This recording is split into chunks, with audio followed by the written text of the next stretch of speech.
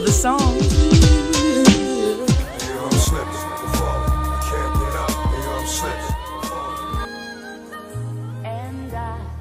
And you know the artist. I had a chance to ask the man himself, Angelo Ellerbee, what it was like to be responsible for the peace of mind of so much of the talent we know and love. Hi, this is Angelo Ellerbee, and you're listening to The Media Bee, right here on evolveradio247.com. You're now getting the tea from Angela T, The Media Bee. The Media Bee on evolveradio247.com. All right, you're tuned into me, The Media Bee. I am here with Mr. Angelo Ellerbee. Thanks so much for sitting down with me. Such a pleasure. You have a new book called Ask Angelo. So this is about your time in the entertainment industry. Can you just give people a little bit about your background? Sure, I come from a very humble beginning. I was raised by a phenomenal woman by the name of Eva Ellerbee, and I know everyone believes that their mother is exceptional. My mother was really exceptional. She gave me survival tools at a very young age. She gave me love and understanding and acceptance. She gave me the tools to survive, to be strong, to be confident, to be self-assured. She told me at 5 or 6 years old that I was great then, but she wanted me to be greater, and then she wanted me to be the greatest. And in that, that was the walk I walked through life. Nothing that you could say to me, nothing that you can do to me would not allow me to feel and think that I was great, greater, and then the greatest. Self-value at a very young age. She wrapped her arms around that. You know, my mom didn't have the best education. Came from North Carolina, 8 years of 8th grade education, 6 children. And she tried to provide what she needed to provide. And all she had to provide for me is acceptance and love, and that's what she did. 6 years old. She said, you know, you're really great, but that's not going to be acceptable in my house. I want you to be the greatest that you can possibly be. And whatever you choose to be, I want you to be great at it. And the greatest, that stuck with me. And I try to tell young people who come my way now, the importance of self-love. And I tell people the most important thing in my life outside of my God is me. I am romantically in love with Angelo Ellerbee. I've learned to love me, and now I can provide love for other people. I can sit back and I can really have conversation. And in my conversation, I can educate and stimulate and motivate that young person who has not a clue about what they want to do, and give them insight to the greatness that exists within their body and their soul. Wow. And I think that that's a formula that we, people who look like you and I, need to hear more and more. And within this time frame of young people, I think if we begin to be parents and mentors, and begin to think village to raise that one child, we will capture a body of people that are going to go out and do great things. Yeah. And it lacks in our homes. Well, I sometimes. know you come so far in 46 years, but I have to ask, when you started, did you even know what the functions of a publicist was? No. Did you just kind of like No, I'm wing going to be it? honest with you. I went to work for James Mtume. Mtume at that time was a 2-time Grammy Award winner and got the opportunity to do a major motion picture, which was The Native Son. It was the first film that Oprah Winfrey ever done. Okay. And it was a Richard Wright play, and Mtume had hired a publicist, but something happened that the publicist didn't, and I went out and bought 200 newspapers. I didn't know what the hell PR was. But somebody explained, it was Terry Williams who explained to me what it was all about. I went out, I got newspapers, and I started calling people up. And I said, it's Oprah Winfrey, da-da-da, and da-da-da. And I got into cold calling. And I understood that nobody wanted to hear this malarkey, but for too long. And particularly when they don't know you, you have to really get that. I would listen to the conversations and I would be kind. And if I heard the lady coughing, I would run to the store and get like 40 packs of cough drops, put them in a gift box, send it to that lady. And guess what? She took my call a week later, and she called me and she said, thank you. If there's ever anything, oh, by the way, there is something that you can do for me. I have this wonderful music producer. His name is James M. Tume. She said, well, okay, let's sit back and let's talk. And so it is not your contact list, but it's your relationships. Okay. That is going to always work for you. You know, a press list is like a yellow page phone book. If you don't develop your relationships, you don't have your contacts. Yeah. And relationships become very important. So no, to answer your question, I absolutely did not know what I was doing. But it's a great thing when you learn the course of your direction. Discovery. And you start to discover, oh, I did that, and I did that, and then I learned the most important thing in my career is staying humble. And never thinking that you are better than anyone else, because you're not. You just happen to be good at what you do. It doesn't make you better than anyone else. Yeah. Because you hang with the Obamas or you hang with, it doesn't make you better than anyone else. It just says that you have relationships. Speaking of relationships, you've had many with, you know, big names in the industry, Dionne Warwick, DMX, Mary J. Blige. Starting out those relationships, like, what did you do as a PR rep? I want to say, not like to gain their trust, but to get them to open up and kind of trust you with their images. Let me say this to you. I remember many years ago, Mary came to my office. First of all, the first day she came, she was late, so I didn't see her. So she came back the next day. And as I said to you, my mother taught all of her children the importance of team efforts. So my youngest sister had a child at 16 years old. And she had a miscarriage. And then she had 3 other boys. And we all had to raise them. They became my children, my sons.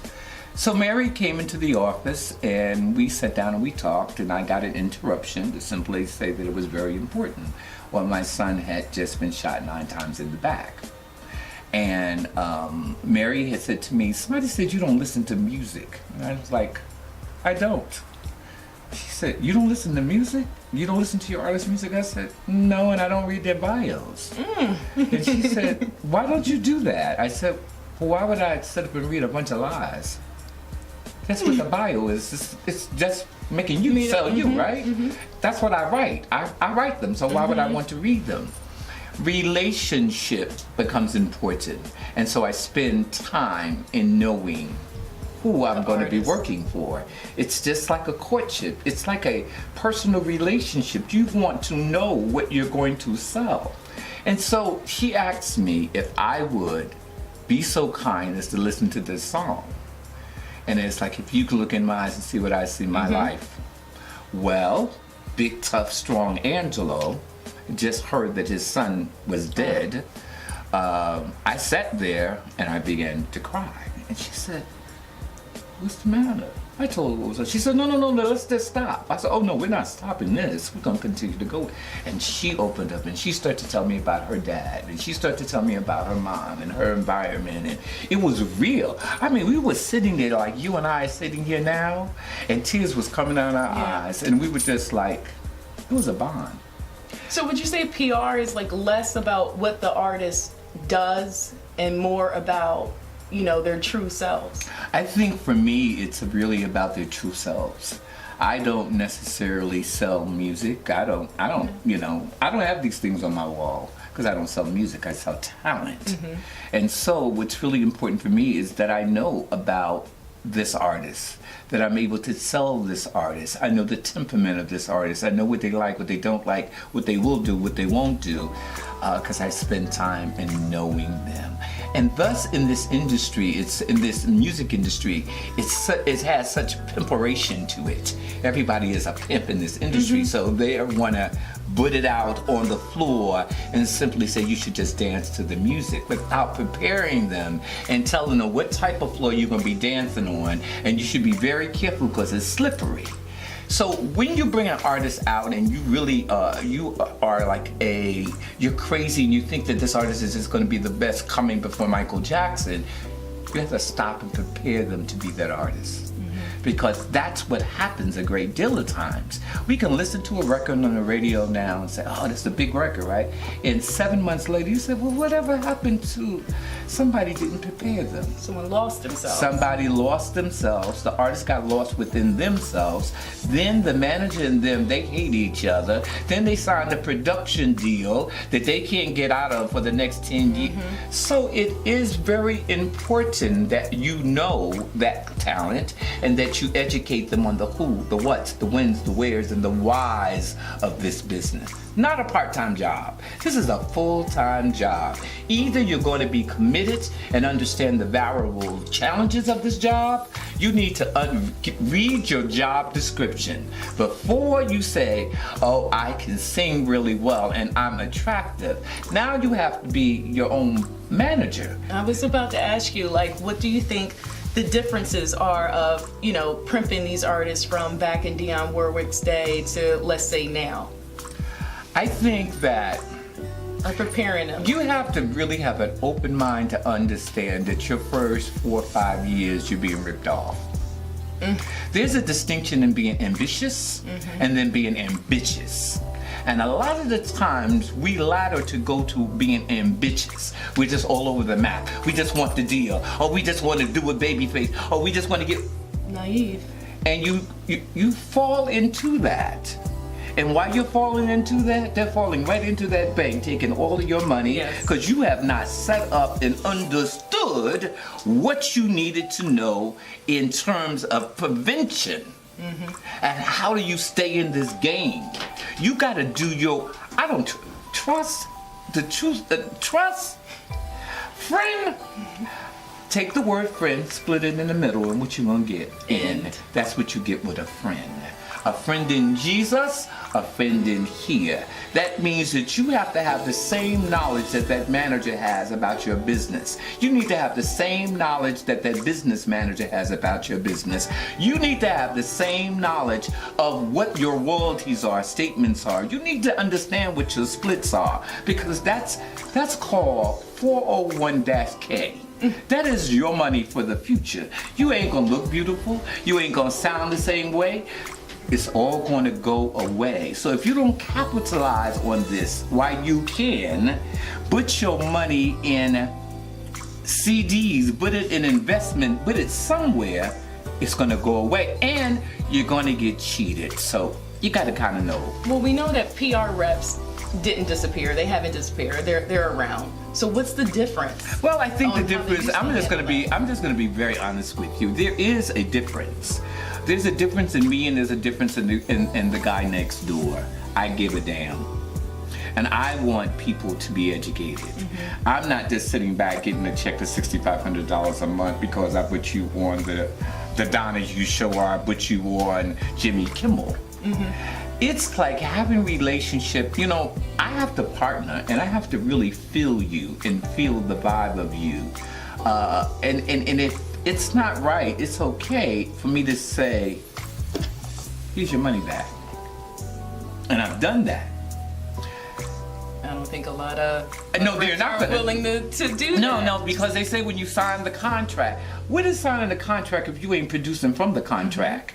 So it's just like, oh, I'm gonna take you to court. The money that's gonna cost for me to go to court, you know, it ain't that deep. But I want you to walk away with the understanding of why I said take that contract back, why I'm not gonna do, because I found that either you're not committed, you are lackadaisical, and you just want someone to give you. So many people in my life always say, Ansel, you know you could push the button. I said, oh yeah, I can push a whole lot of buttons, but I'm not pushing no button for you. I can show you where the button is, and you can push your own damn button. Because at the end of the day, for me, when I go away, you need to know what I taught you, so you can do it on your own. Everybody wants to throw things in your face. I did this for you. Learn to do these things yourself. Learn to be self-efficient. Learn to take care of you. And then you should be able to go to that next young artist and say, this is what it is. You need to be careful of this. What I love about Dionne Warwick is that she celebrates 75 years of life. She sold over 100 million records. and she's a mentor. Yes. She can tell you, don't go down that street, that's not bumpy. But these kids gotta reach out. Stop thinking that everybody OG don't have, stop all of that. Somebody asked me something, said, yeah, Angelo Ellerbee, yeah, he's OG. Mm-hmm. Well, I'd rather be an OG than an OG. Mm-hmm. I'd rather have an OG in my camp that can tell me the who, what's, the whens, the wheres, and the whys, rather than the G down the street that's gonna sit up and smoke a joint, drink liquor all day long with me, tearing me down, taking my money. Yeah, mm-hmm. I want an OG that's gonna say, you need to stick in this lane. Yeah. You need to do this, you need to do that, and you need to do that. That's going to give you success, and that's going to give you longevity. That's not going to say that you can be a recording artist, but you can be an actor. You could be a producer. You can work behind. You could do motion pictures. That's what branding is all about. I can't stay placent in one. I can't just do one thing. You won't make no money. Yeah. You know, it's just like when you go out for a Broadway play now, they don't want you just to sing. You got to sing, dance, pull the curtains. You got to do it all if you want the job. Yeah, you got to diversify. Yeah. A mini trick pony. Yeah, very true, very true. Well, I do want to talk a little bit about your book, sure. Ask Angelo. Okay, so this is obviously about your 46 years in the entertainment industry. Wow. Do you have anything you could give us from the book where maybe advice wasn't taken? Well, you know what? I can give you this. You have to wrangle anybody? Well, the book opens up with someone wrangling me. Okay. Okay. I walked into my office one morning, as Spices would say, bring coat, sunglasses. And I got off of the elevator and there was a kid in my office. No appointment. Angelo, I need to talk to you, man. So when he went to talk to me, he pulled a knife out. It was about this long and stuck it right here, right here. Well, now I'm moseying on into my office with this knife stuck to my throat. He didn't like the way something went down with his production deal. Okay. He thought that he was signed to a major record label, but he was signed to a production deal. So whatever I would do for him, I was doing it in kind. Okay. I didn't have to. He thought that Def Jam Records should be doing A, B, C, and D. I said, but man, you are we talking about DMX? We could be, we could not be. We could be, we could not be. But there's a million DMXs out there. Okay, all right. So here we are. We call up the owner of the production company. Yo, what's up, Angelo? I said, well, someone's here and they need to talk to you. Yo, what's up? Click. Okay, let's call back as a bad connection. Click. Call back again. As soon as they hear my voice here, they'll start talking. Click. Okay. So the kid now is outraged and said, you were really trying to help me. This is not real, is it? I tell you that. Blaming the wrong people? I said, man, Angelo, I apologize. I said, man, get the hell out of my face. Because at that point, there was drops of blood that was coming from my throat.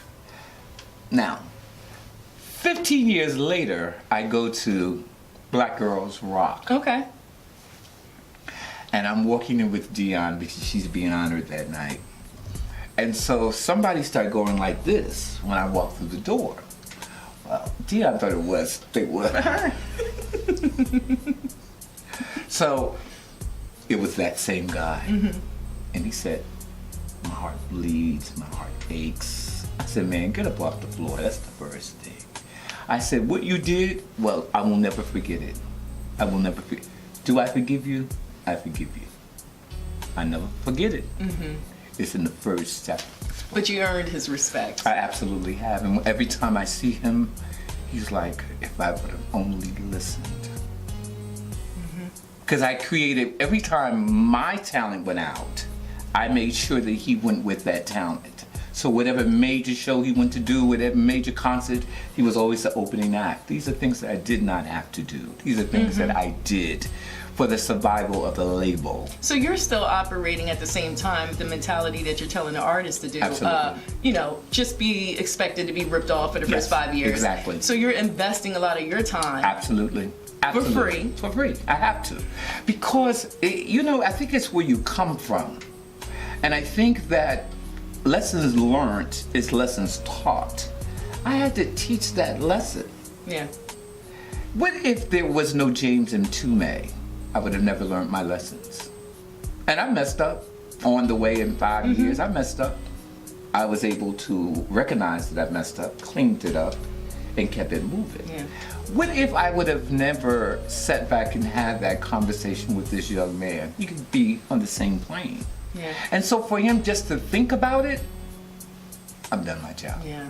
Well, thanks so much for talking Thank to me, you. the My Media pleasure. Bee, and Evolve Radio 247.com. Please tell everyone where they could find this book. You can purchase the book on Amazon. Okay. Or feel free to go to my site, which is dxxnyc.com. Or if you want to talk to me, you can do that too. You can call me at 201-224-6570. Say what? Everybody says, "Are you crazy?" And I say, "I'm not lazy. I'm not lazy. If somebody takes the time to call me, I should take the time to talk to them. I take the time." Well, it's really nice to know that there are still good people Thank you. in this industry that cares about, not only the artist development, but the artists themselves. Please go out and get Mr. Angelo Ellerbee's book. And thanks for tuning in to the Media Bee, and thanks so much again my pleasure. for speaking with my me. pleasure. Thank you so much. Thank you.